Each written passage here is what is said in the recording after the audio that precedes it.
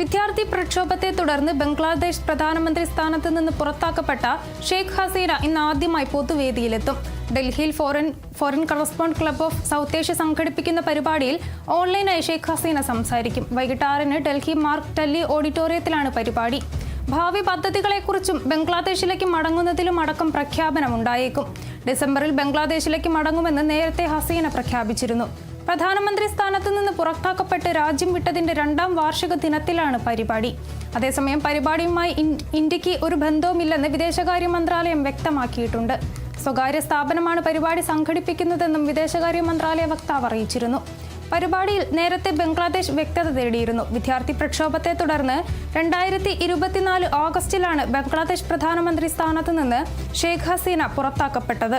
തുടർന്ന് ഇന്ത്യയിൽ അഭയം തേടുകയായിരുന്നു.